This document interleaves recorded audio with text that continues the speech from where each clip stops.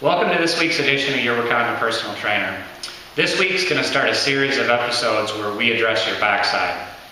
I think that as exercisers, a lot of time we get too focused on our fronts, bench presses, knee extensions, sit-ups, shoulder presses, when there's a lot of opportunity for competitive advantage in sports and life by addressing the whole posterior chains of muscle groups.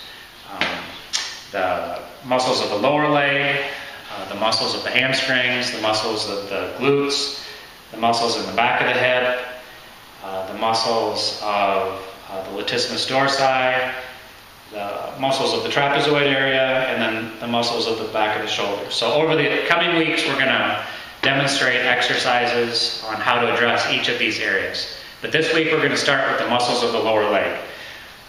The muscles of the lower leg, there's actually two main muscles. The bulbous one that you see is called the gastrocnemius.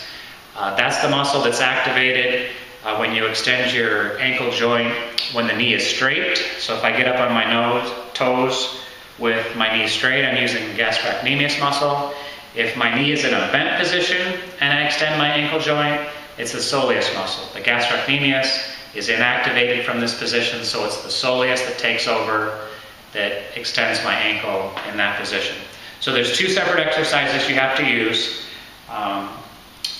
In a knee straight position, you get a bar rack on either a squat rack. My preferred method is the Smith machine at the gym where the bar is actually attached to it.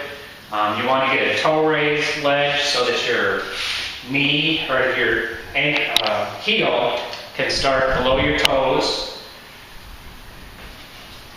You get the bar on the back of your shoulders and you can lean against the squat rack and exercise the gastrocnemius muscle from this position.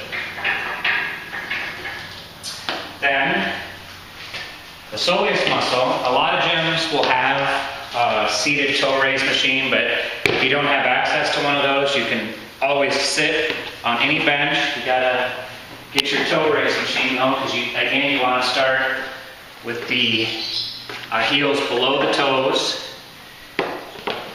Get that in a nice comfortable position where your knees are bent at 90 degrees. You put the weight out at the end of your knees, and again, you can work the soleus in conjunction with the gastrocnemius, and this will be a good start for you building strength and power in your posterior chain. So until next week, be strong.